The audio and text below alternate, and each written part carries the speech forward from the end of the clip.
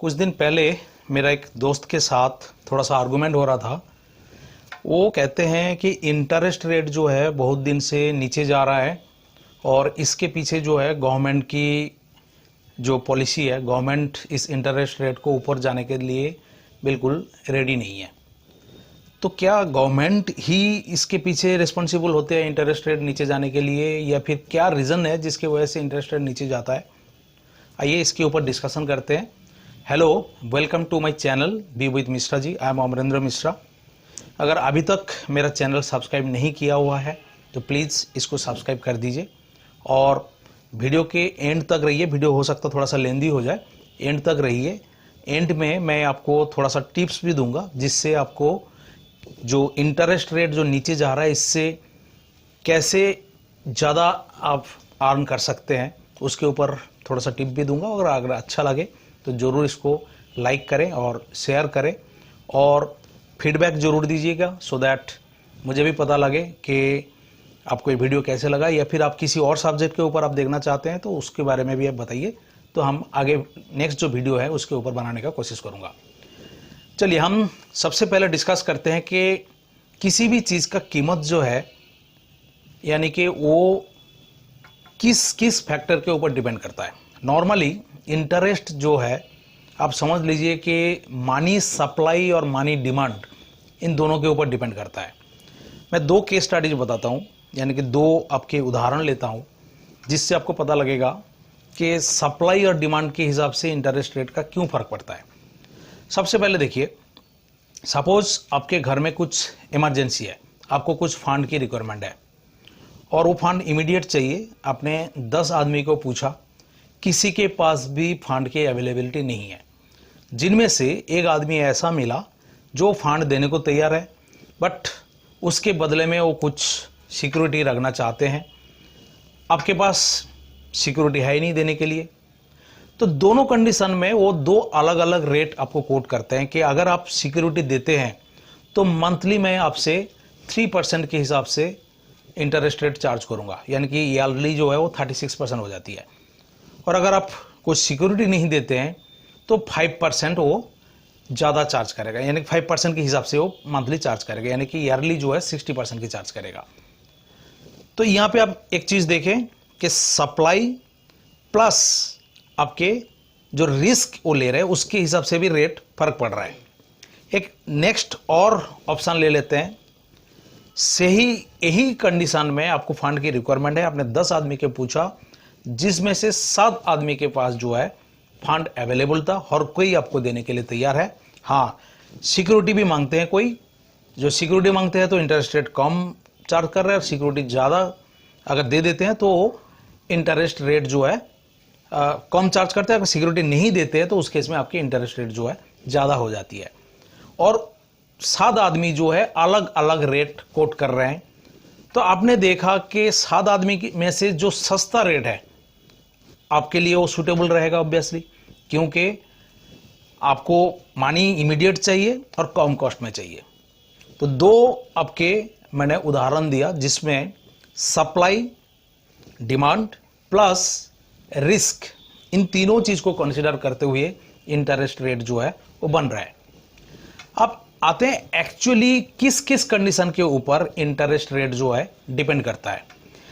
किसी भी कंट्री के इंटरेस्ट रेट डिपेंड करता है उस कंट्री के इन्फ्लेशन, यानी कि कॉस्ट ऑफ लिविंग। आपके सपोज कॉस्ट ऑफ लिविंग मतलब सपोज जो चीज़ आपने एक साल पहले 100 रुपये में खरीदे थे, अभी अब लेने जाएंगे तो आपको 100 रुपये में नहीं मिलेगा, उसके ऊपर एक एक्स्ट्रा चार्ज लग जाएगा, वो बिकॉज ऑफ इन्फ्लेशन हो जाती है। तो एक इन्फ्लेशन एक बहुत बड़ा फैक्टर है। जीडीपी ग्रोथ, यानी कि उस कंट्री का इकोनॉमिक ग्रोथ कैसे हो रहा है, वो भी एक फैक्टर है। इसके अलावा एफडीआई, फॉरेन डायरेक्ट इन्वेस्टमेंट, यानी कि विदेश से जो आपके कंट्री में जो इन्वेस्टमेंट आ रहा है वो भी एक फैक्टर है। प्लस एक्सचेंज रेट, यानी कि जो फॉरेन एक्सचेंज जो करेंसी जो एक्सचेंज रेट है उसके ऊपर भी डिपेंड करता है। यानी कि वेरियस जो फैक्टर्स है जिसके ऊपर आपके इंटरेस्ट रेट डिपेंड करता है।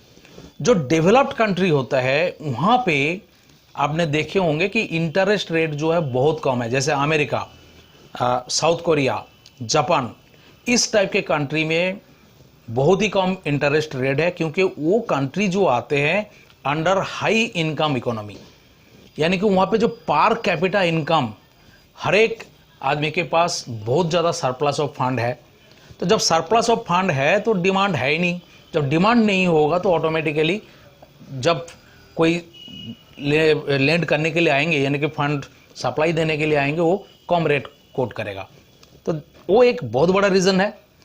जो डेवलप्ड कंट्री में और क्या क्या रीज़न है, एक तो है वहाँ पे low inflation, high per capita income, stable economy, और वहाँ पे कंट्री में बहुत ही अच्छा इंफ्रास्ट्रक्चर है, जहाँ पे बाहर से हर कोई आके वहाँ पे इन्वेस्टमेंट करना चाहता है, यानी कि एफडीआई जो है वहाँ पे बहुत ज़्यादा आती है।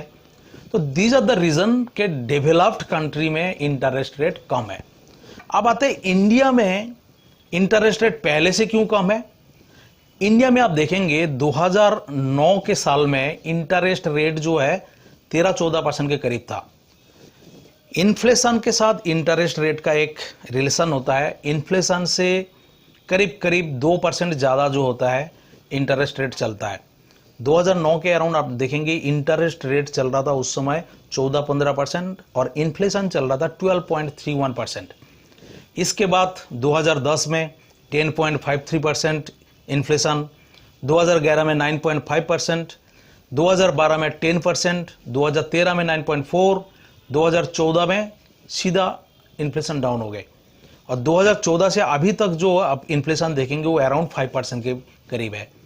तो जब इन्फ्लेशन नीचे होता है तो इंटरेस्ट रेट भी उससे 2% ऊपर अगर है तो 6 से 7% के ऊपर आपके एफडी का रेट जो है चल रहा है। जो डेवलपिंग कंट्री है, यानी कि आपके लोगों के पास धीरे धीरे जो है सरप्लस ऑफ फंड आ रहे हैं, हर एक के पास पैसे है लेंड करने के लिए, और जिनको फंड चाहिए वो फंड जो है उतना डिमांड है नहीं, तो इसीलिए सेंट्रल गवर्नमेंट जो है इंटरेस्ट रेट जो है उसको कम रखते हैं। और इंटरेस्ट रेट कम होने से एक चीज़ और बेहतर होता है कि इकोनॉमी में जिनको फंड चाहिए, जैसे इंडस्ट्री, उनको फर्दर एक्सपेंशन करनी है, उनको इकोनॉमिकल डेवलपमेंट में वो हेल्प करते हैं, तो उनको जब सस्ते में फंड मिल जाते हैं तो वो फंड को वो अच्छी तरह से यूज करके इकोनॉमी में ग्रोथ के लिए वो हेल्प करते हैं। तो these are the basic reason है जिसके वजह से इंडिया में जो है इंटरेस्ट रेट नीचे है, और अभी जो है इंटरेस्ट रेट ऊपर जाने को उतना दिखता भी नहीं है, क्योंकि कंट्री हमारा धीरे धीरे डेवलपिंग कंट्री और हम डेवलप की तरफ जा रहे हैं। तो जब हम डेवलप कंट्री बन जाएंगे तो इंटरेस्ट रेट और भी बहुत नीचे चला जाएगा। तो अब सवाल आते हैं, जो टिप्स की बात था कि इंटरेस्ट रेट तो नीचे जा रहे हैं, तो हम जो इनकम हमारी होती थी एफडी से, बैंक में जो हम रखते थे उससे जो एक एक्स्ट्रा इनकम होता था, वो इनकम तो हमारे बंद हो गए, वो इनकम धीरे धीरे कम हो रहा है, तो फिर हम कैसे करें। आपको इसके ऑल्टरनेटिव इन्वेस्टमेंट के बारे में सीखना चाहिए। म्यूचुअल फंड एक ऐसा ऑल्टरनेटिव इन्वेस्टमेंट प्रोडक्ट है जहां पे आप इन्वेस्टमेंट करके ये जो इन्फ्लेशन है इससे ज़्यादा, यानी कि आपके एफडी से भी ज़्यादा आप रिटर्न जनरेट कर सकते हैं। Mutual fund on and average 12 से 15% के रिटर्न देते हैं। म्यूचुअल फंड क्या होता है, कैसे वहाँ पे इन्वेस्टमेंट किया जाता है, इसके ऊपर हमने पहले भी वीडियो बनाया है। उस वीडियो का लिंक मैं नीचे डिस्क्रिप्शन में दे दूंगा, तो उसको आप देखिए तो आपको समझ में आ जाएगा तो ऑल्टरनेटिव इन्वेस्टमेंट आपको कैसे करनी है। तो आई होप आपको ये वीडियो पसंद आया होगा और आपको समझ भी आ गया होगा कि इंटरेस्ट रेट जो है इंडिया में क्यों नीचे जा रहे हैं, और आने वाले दिन में ऊपर जाने का भी कोई दूर दूर तक उम्मीद भी नहीं है। तो मेरा वीडियो देखने के लिए थैंक यू, बाय।